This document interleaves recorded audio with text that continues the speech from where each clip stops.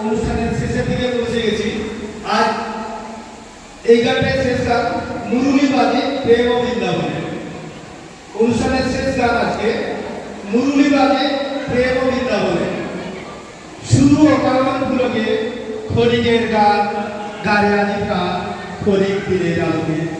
যারা আসে যায়, হাসে আর চায়, পশ্চাতে যারা ফিরে না তাকায়, নেচে ছুটে যায় কথা রাখুরায়, ফুটে আর ফুটে কলকে। তাহারই গান, গানে আনি গান ক্ষণিক দিনের আলোকে। অনুষ্ঠানের শেষের দিকে পৌঁছে গেছি আমরা। শেষ গান মুরুলি বাজে প্রেম ও বৃন্দাবনে। প্রত্যেক শিল্পীকে কল্পতরু নৃত্য সংস্থার পক্ষ থেকে অনেক অনেক অভিনন্দন ও শুভেচ্ছা রইল। তোমাদের জন্য উজ্জ্বল ভবিষ্যৎ রয়েছে। আশা করি তোমরা ভবিষ্যতে একটা দারুণ জায়গায় পৌঁছাবে। আজকের এই ছোট্ট অনুষ্ঠান তোমাদের অনেক চলার পথে পাথর হয়ে থাকবে।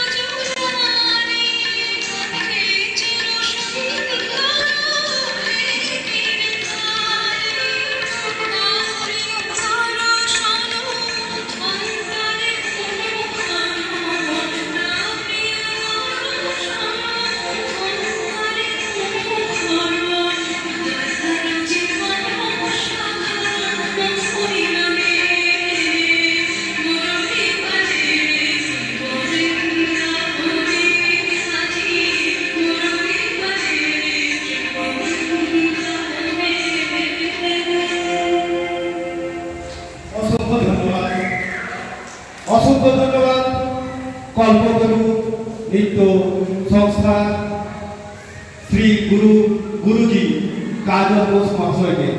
আমরা যখন স্রোতের বিপরীতে হাঁটছি অন্ধকার সময়ের মধ্য দিয়ে যাচ্ছি, তখন উনি এই রবীন্দ্র নজরুল সাংস্কৃতিক সন্ধ্যা পরিচালনা করে একটা দারুণ জায়গায় পৌঁছে দিলেন।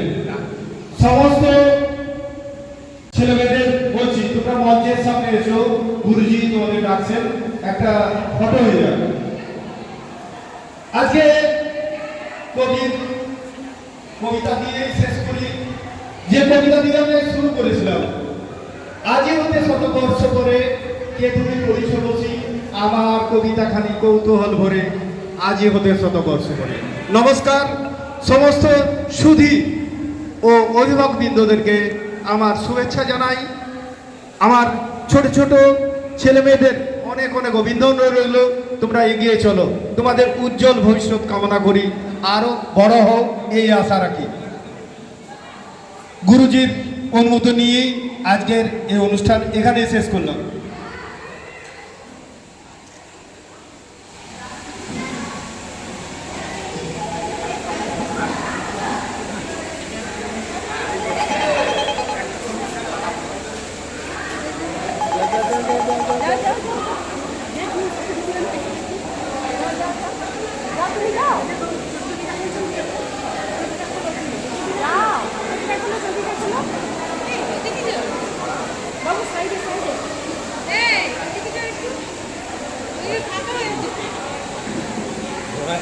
পিছনে যেতে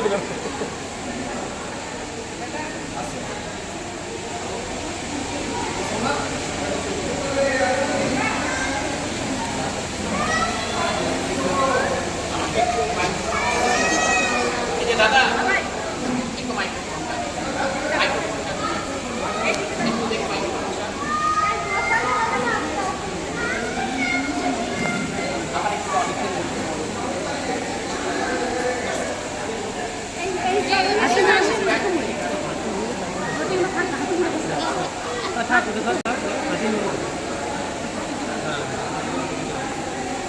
Yeah.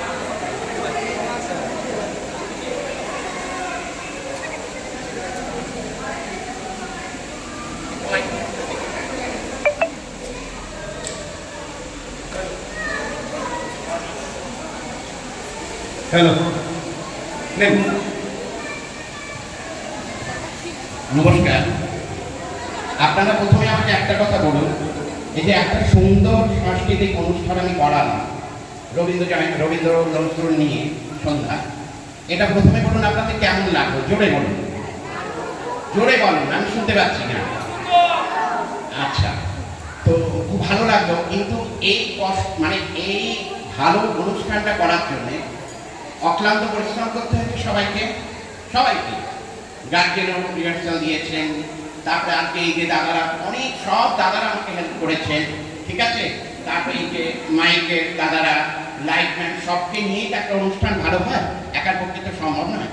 কিন্তু একটা জিনিস আমার একটু লাগলো, কষ্ট লাগলো, কিছু কিছু মানুষের একটু ধৈর্য একটু আমি দেখলাম।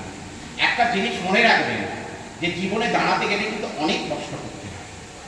যে একটা জিনিস আমি যখন সাজাচ্ছি, তখন সবাইকে একটা সুযোগ দেওয়ার আমার আছে। প্রত্যেক গার্জেনের উচিত আমার মেয়ে নাচ দেখবো আর কারো নাচ দেখবো না, ওটা হয় না, সবারটা দেখো, তবেই তো ওরা জীবনে দাঁড়াবে। আর একটা জিনিস হচ্ছে প্রত্যেকের একটা ধৈর্য নিয়ে থাকা হচ্ছে। যে আমরা অনুষ্ঠানে যখন এসেছি, মাস্টারমশাই যখন অনুষ্ঠানটা করাচ্ছেন, তখন থেকে সব রকম চিন্তা ভাবনা করেই করাচ্ছেন, তাই তো। তো ওইটুকু একটু বাচ্চাদের একটু আপনাদের, বাচ্চাদের কিন্তু আমি কিচ্ছু বলবো না, ওরা তো ছোট, ওরা ছোট কি জানে, কিন্তু আমি গার্জেনদের কথা বলছি। আপনারা একটু দয়া করে, আপনারা একটুখানি ধৈর্য দিয়ে বাচ্চাদের বোঝাবেন যে যেখানেই যেতে হয় শিক্ষা নিতে গেলে একটু কষ্ট করে শিক্ষা নিতে হয়। আজকে দেখুন আমার সাঁওতালডি থেকে এরা এসছে অনেক কষ্ট করে, অনেক দূর থেকে, বার্নপুর থেকে এসছে, পুরুলিয়া থেকে এসছে। এই যে মেয়েটিকে দেখাচ্ছি, ও কিন্তু পুরুলিয়া হোস্টেলে পড়াশোনা করে, কিন্তু তার সাথেও এক ডাকে এসছে। ও আমার খুব সিরিয়াস স্টুডেন্ট। এরাও চকবাগ থেকে এসছে, সাঁওতালডি, ঠিক আছে। তাহলে বুঝতে পারছেন, বার্নপুর থেকে এসছে, আদ্রা থেকে এসছে। তার মানে ওদের কতটা ধৈর্য, যে কতটা সুন্দরভাবে ওরা কষ্ট করে এসছে। তা একটু ধৈর্য তোদের যদি দেখুন, যদি আজকে গার্জেন সবাই মিলে যে আমরা পুরো প্রোগ্রামটা দেখবো, তাহলে আমার মেয়ের নাচ দেখতে তো হবে না, সবার দেখা উচিত, তাই তো। তবে কি একটা বাচ্চা শিশু দাঁড়াবে, এই যে শিশুগুলাকে ফুলের মতো দেখেছে, তাই তো? এই যে বাচ্চাগুলো এত সুন্দর দেখেছে, কেউ হয়তো বিশ্বাস করবে না, কেউ হয়তো 1 মাসও শেখে না, বলি তাই না? বলুন, 1 মাসও শেখে না, সেও কিন্তু নেচেছে। তাই বুঝতে পারছে যে তাদের কতটা ধৈর্য গার্জেনের, যে না মাসে যখন বলেছেন আমাকে নাচাতে হবে, ও কি নাচছে সেটা দেখা নয়, আমার মেয়ের হচ্ছে পার্টিসিপেট করা। ঠিক আছে, এইটুকুই আপনাদের কাছে আমার অনুরোধ, যে যে কোনো কাজ করবেন শিক্ষার ব্যাপারে বলুন, যে কোনো ব্যাপারে বাচ্চাদের একটু দয়া করে একটু মানে ধৈর্য। আমি বাচ্চাদেরটা কিন্তু বলবো না, আমি বারবার বলছি, ওরা কিন্তু শিশু, ওদের যেমনভাবে আপনি চালনা করবেন তারা ঠিক সেইভাবে চলবে।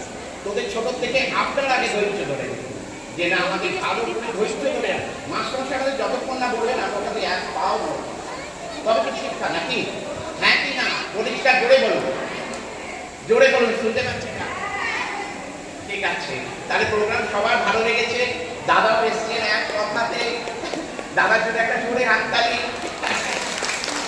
আচ্ছা দাদা, আপনার মুখে শুনতে চাই, আপনি তো দুটো নাচ দেখবেন, আপনি দুটো নাচ দেখবেন, খুব আনন্দ। নমস্কার, আমাকে বলার সুযোগ করার জন্য। আমার আর একটু আগে আসা ছিল, আমাকে দাদা বলেছিল, কারণ ওই যে বৃষ্টি পড়ছিল হঠাৎ করে। তারপর সব থেকে বড় বিষয় হচ্ছে আমার পাশের বাড়ি, মানে আমারও মেয়ে বলা যেতেই পারে, একদম গার্জেন হিসেবে আমি আসা দরকার ছিল, কিন্তু আমি বৃষ্টিতে আটকে গেলাম। তারপর একটা অ্যাক্সিডেন্ট হয়েছিল, অ্যাক্সিডেন্টটা আমি রিকভারি করার জন্য আমার লেট হয়ে গেল।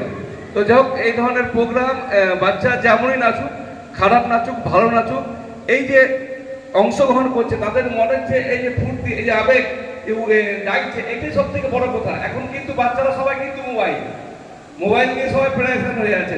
তো মোবাইল থেকে আমি বলবো অনেক গুণে ভালো যে বাচ্চারা নাচ নিয়ে পড়ে থাকুক, কারণ মোবাইল একটা এমন জিনিস যে একদম বাচ্চাদেরকে শেষ করে দিচ্ছে। তো ধৈর্য হারাবেন না, এমন কোনো মানে নেই যে সব প্রত্যেকটাই বাচ্চা যে ফিল্মের পর্দায় বা টিভির পর্দায় যাবে। আমার ছোট ছোট স্টেজে যদি প্রোগ্রাম করে জানবেন যে আপনার বাচ্চা অনেক কিছু করেছে। এইটুকু বলে আমি আমার বক্তব্য শেষ করলাম। ধন্যবাদ সবাইকে, নমস্কার। বাচ্চারা সবাই টিফিনের ব্যবস্থা হয়েছে, সব টিফিন খেয়ে তারপরে যারা টিফিন খেয়ে না টিফিন প্যাকেট নিয়ে সবাই যাবে। এবার আমার একটা অনুরোধ, গার্জেনদের আমি সবাইকে বলেছিলাম আপনারা কিন্তু ড্রেস পরে আসবেন, কেন আপনাদের সঙ্গে একটা ফটো তুলবো, কারণ তাদেরও তো একটা ইচ্ছা থাকে। তোমরা একটু যাও, একটু আমি সব গার্জেনদের সঙ্গে একটু ফটো তুলি, দাদারা আসুন, বৌদিরা আসুন।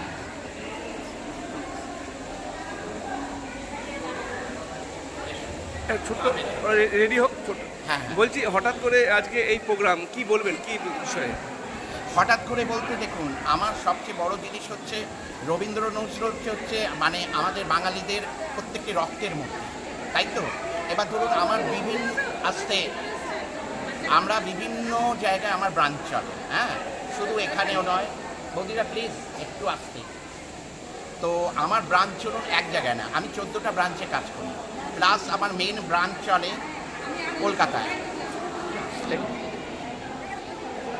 আমার ধরুন কলকাতায় মেইন ব্রাঞ্চ চলে, ঠিক আছে? এবার ধরুন বিভিন্নভাবে আমি ব্যস্ত থাকি, হয়তো দিনটার সময় আমি এক জায়গায় পালন করতে পারি না। ধরুন এতগুলো ব্রাঞ্চ চলে, তখন এখানে একদিন, আবার 7 দিন পরে ধরুন অন্য জায়গায়, এইভাবে আমার রাউন্ড হতে থাকে। তো এই গার্জেনদের সঙ্গে আমি বললাম একটা কথা, যে নজরুলের জন্মদিন আসছে, তাহলে দুটোকে আমরা একসঙ্গে করতে চাই। তখন গার্জেনরা বলে হ্যাঁ মাস্টারমশাই আপনি করুন। ওনারা আমাকে সবসময় সাথ দেন, মিথ্যে কথা বলবো না, ওনারা আমাকে খুবই শ্রদ্ধা করেন। তো সেই কারণে আমি একটু উদ্যোক্তা হলাম এসছায়। তারপরে আমি ঠিক করলাম যে রবীন্দ্র নজরুল আমি পালন করব। রঘুনাথপুরে কোথায় প্রশিক্ষণ করান? আমি রঘুনাথপুরে আপনার রাজেশ সঙ্গতে, কৃষ্টি রাজেশ সঙ্গতে আমি প্রতি শনিবার আমি ক্লাস করাই। আজকে যে এই যে আয়োজন করলেন, মানে সংস্থার নাম কি? সংস্থার নাম হচ্ছে আপনার কল্পতরু নৃত্য সংস্থা। আপনার পরিচয়? আমার পরিচয় হচ্ছে আমি কাজল বোস, আমার গুরু হচ্ছেন পণ্ডিত বিজয় শঙ্করজি এবং মধুমিতা রয়, এনারা হচ্ছে আমার শিক্ষাগুরু। বা আজও আমি শিক্ষা শিখে যাচ্ছি, কারণ শিক্ষাটা এমন একটা জিনিস, এটা একটা সমুদ্র। আমি নিজেকে মনে করি এখন প্রচুর শিখতে হবে, ব্যাপারটা বুঝলেন? আমি 27 বছর কথা শিখছি, এখন আমি নিজেকে মনে করি আমি কিছু জানি না, তাই আমি আজও শিখে যাচ্ছি। সবার কাছে বলেছি যে আমি সারা জীবন শিখে যাব, শেখার কোনো বিকল্প নেই, রেয়াজের কোনো বিকল্প নেই। ঠিক, ধন্যবাদ। আজকে প্রোগ্রাম কেমন লাগলো? ভালো হয়েছে। এই ধরনের মাঝে মধ্যে যদি এরকম হয়, জোরে বলো, জোরে মাঝে মধ্যে হলে কেমন হয়? কোথা থেকে আসছেন আপনি? আপনার কে আছে আজকে? মেয়ে। মেয়ে আছে কি নাম মেয়ের? শ্রেয়সী মণ্ডল, আপনার? রেখা মণ্ডল, আপনারা? রেখা মণ্ডল। ধন্যবাদ। দিদি আজকে প্রোগ্রাম হলো, অনেকেই গার্জেন রয়েছেন, কেমন লাগলো কি বলবেন? আমি প্রথমেই বলি আমার মেয়ে 2.5 বছর বয়স থেকে শিখছে। আজকে আমার মেয়ে স্কুলে নিজেই কোরিওগ্রাফ করে, ওকে দিয়ে স্কুলে কোরিওগ্রাফ করানো হয়। এটাতেই বুঝতে পারছেন যে 2.5 বছর বয়স থেকে 12 বছর বয়সের এই যে গ্যাপ, মানে ইয়েটা তো কতটাও স্যার পূরণ করে দিয়েছে ও। মানে এটাতে স্যারের কোনো তুলনাই হয় না। তা আমরা মানে সবাই প্রচণ্ড খুশি স্যারের এই, আরও যেন স্যারের উন্নতি হয়, আর আরও আমাদের বাচ্চাদেরকে স্যার জন্য শেখায়। কোথা থেকে আসছেন? কোথা থেকে আসছেন? আমি আসছি আদ্রা থেকে। কি না আপনার? আমার নাম অরিত্রী ব্যানার্জি। আপনি দু লাইন বলুন, কেমন লাগছে? ভালো লেগেছে। আমার মেয়ে স্যারের কাছে থেকে 6 মাস হলো, খুব ভালো হয়েছে। আরও শিখুক স্যারের কাছে। আপনি কোথা থেকে আসছেন? রঘুনাথপুর। কি না আপনার? শ্যামলী রায়লাস। ধন্যবাদ।